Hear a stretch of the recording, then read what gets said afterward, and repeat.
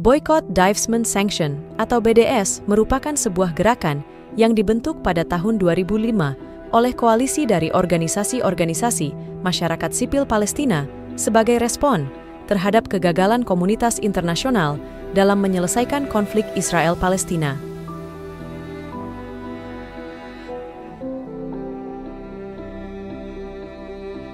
Gerakan ini merupakan gerakan global non-kekerasan yang mengadvokasi sanksi ekonomi terhadap Israel terkait dengan perlakuan terhadap Palestina. Gerakan ini terinspirasi oleh gerakan boykot terhadap rezim apartheid di Afrika Selatan pada tahun 1980-an,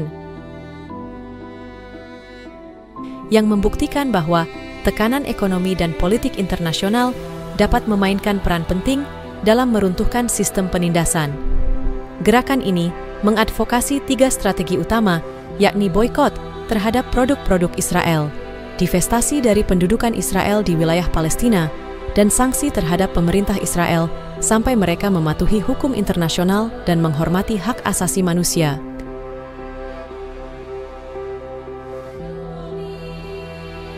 Tujuan utama gerakan BDS adalah mengakhiri pendudukan Israel di wilayah Palestina, mencapai hak-hak dasar rakyat Palestina yang diakui oleh hukum internasional, dan memperjuangkan hak kembali bagi pengungsi Palestina. Melalui kampanye boykot ekonomi, divestasi, dan sanksi internasional, gerakan ini berusaha menciptakan tekanan politik dan ekonomi yang cukup untuk memaksa Israel untuk mematuhi hukum internasional dan menghormati hak-hak asasi manusia Palestina. Gerakan ini mendapat dukungan luas dari masyarakat sipil, organisasi hak asasi manusia, akademisi, dan tokoh politik di seluruh dunia. Gerakan ini kemudian dikenal di dunia maya atau platform media sosial dengan tagar BDS. Ada banyak alasan mengapa terjadi boykot, namun di antaranya adalah solidaritas dengan Palestina. Banyak pendukung boykot merasa bahwa tindakan ini adalah bentuk solidaritas dengan rakyat Palestina yang dianggap mengalami pelanggaran hak asasi manusia oleh kebijakan pemerintah Israel. Boykot adalah salah satu cara untuk menekan Israel agar menghentikan pendudukan dan kebijakan represif lainnya. Kebijakan pemerintah Israel, seperti pembangunan pemukiman di tepi barat dan blokade Gaza, dianggap ilegal dan melanggar hukum internasional oleh banyak pihak di komunitas internasional. Boykot bertujuan untuk menekan Israel agar mengubah kebijakan ini. Gerakan BDS, Boycott, Divestment, Sanctions. BDS adalah gerakan global yang menyerukan boykot, divestasi, dan sanksi terhadap Israel, hingga negara tersebut mematuhi hukum internasional dan menghormati hak-hak rakyat Palestina. Dengan memboikot produk-produk tertentu, pendukung boykot berharap dapat memberikan tekanan ekonomi pada perusahaan-perusahaan yang mendukung kebijakan pemerintah Israel. Tekanan ekonomi ini diharapkan dapat mendorong perubahan kebijakan. Beberapa konsumen memilih untuk tidak membeli produk dari perusahaan yang dianggap mendukung tindakan yang tidak etis atau tidak adil. Kesadaran ini seringkali didorong oleh kampanye dan informasi dari berbagai organisasi dan aktivis. Pelanggaran hak asasi manusia seperti pengusiran paksa, blokade, dan kekerasan terhadap warga sipil Palestina seringkali menjadi alasan utama untuk mendukung boykot sebagai bentuk protes terhadap tindakan tersebut. Produk pro-Israel yang diboykot termasuk beberapa perusahaan yang memiliki keterkaitan dengan Israel, seperti Danone. Perusahaan ini memiliki investasi di Israel dan mendukung perekonomian Israel, sehingga masuk dalam daftar boykot beberapa organisasi. KFC juga memiliki keterkaitan dengan Israel dan masuk dalam daftar boykot beberapa organisasi, walaupun tidak masuk dalam daftar boykot BDS. McDonald's. Perusahaan ini terdaftar dalam daftar boykot BDS karena memiliki keterkaitan dengan McDonald's Israel. Nestle, perusahaan ini juga terdaftar dalam daftar boykot BDS, walaupun belum memberikan tanggapan resmi. Coca-Cola, perusahaan ini memiliki keterkaitan dengan Israel karena memiliki beberapa pabrik dan distributor di Israel. Starbucks, diketahui CEO Starbucks, Howard Schultz, secara terbuka menyatakan dukungan untuk Israel. Selain itu, Perusahaan ini juga diduga memberikan donasi kepada organisasi pro-Israel. Intel memiliki beberapa pusat penelitian dan pengembangan di Israel. Perusahaan ini juga dianggap memberikan kontribusi signifikan terhadap ekonomi Israel melalui investasi besar di negara tersebut. HP dituduh menyediakan teknologi dan peralatan yang digunakan oleh militer dan pemerintah Israel yang dianggap membantu operasi yang kontroversial di wilayah Palestina. Motorola Solutions dituduh menyediakan peralatan komunikasi untuk militer Israel dan teknologi yang digunakan untuk pemantauan di wilayah pendudukan. Alasan utama di balik boikot terhadap produk-produk ini adalah penolakan terhadap dukungan mereka, secara langsung atau tidak langsung, terhadap Israel, terutama terkait kebijakan dan tindakan Israel di wilayah Palestina. Boikot ini merupakan bagian dari kampanye internasional yang lebih luas, yakni BDS, Boycott, Divestment, Sanctions, yang bertujuan untuk memberikan tekanan ekonomi dan politik kepada Israel agar mengubah kebijakannya terkait Palestina. Boikot terhadap produk pro-Israel tidak hanya mempengaruhi perusahaan terkait, tetapi juga hubungan diplomatik antar negara.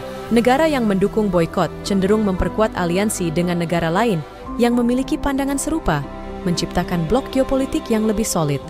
Sebaliknya, negara yang menentang boikot, seperti AS, mempererat hubungan dengan Israel dan meningkatkan ketegangan dengan negara pendukung boikot. Boikot mempengaruhi kebijakan luar negeri secara signifikan. Negara yang mendukung boikot mungkin mendukung resolusi anti-Israel di PBB dan meningkatkan bantuan kepada Palestina. Sebaliknya, negara yang menentang boikot mungkin meningkatkan bantuan militer dan ekonomi kepada Israel, serta mengkritik negara pendukung boikot. Kebijakan luar negeri bisa berubah drastis akibat tekanan internasional dan domestik. Boikot dapat mengubah keseimbangan ekonomi dan politik global. Negara yang ekonominya bergantung pada perdagangan dengan perusahaan yang diboikot mungkin harus mencari aliansi baru atau mengembangkan pasar domestik. Di sisi lain, negara dan perusahaan yang tidak terpengaruh, boikot bisa memperluas pengaruh di pasar yang sebelumnya didominasi perusahaan yang sekarang diboikot. Hal ini menunjukkan bagaimana keputusan konsumen dan kebijakan negara dapat mengubah dinamika politik dan ekonomi global. Produk dari perusahaan AS yang terkait dengan Israel menghadapi penurunan penjualan di pasar pendukung BDS, seperti SodaStream yang menghadapi boikot dan kampanye negatif di Eropa dan Amerika Utara, yang kemudian mempengaruhi penjualannya sebelum memindahkan operasinya dari tepi barat. Perusahaan multinasional AS yang beroperasi di Israel mengalami tekanan yang signifikan, seperti Airbnb menghapus daftar properti di permukiman tepi barat akibat tekanan BDS, meskipun kemudian membatalkan keputusan ini. Undang-undang anti-BDS di beberapa negara bagian AS menciptakan tantangan hukum. Misalnya negara bagian seperti Texas memutus kontrak dengan Ben & Jerry's setelah mereka menghentikan penjualan di wilayah pendudukan tepi barat. Kampanye BDS mempengaruhi reputasi dan persepsi publik terhadap perusahaan AS yang beroperasi seperti perusahaan HP yang sering menjadi target kampanye BDS karena keterlibatan dalam teknologi yang digunakan di pos pemeriksaan Israel. Kolaborasi teknologi antara perusahaan AS dan Israel terpengaruh oleh BDS, seperti Intel yang memiliki investasi besar di Israel, termasuk pusat pengembangan dan manufaktur. Meskipun BDS tidak secara signifikan menghambat operasi Intel, tekanan dari gerakan ini dapat mempengaruhi keputusan investasi di masa depan dan persepsi publik mengenai keterlibatan mereka di Israel.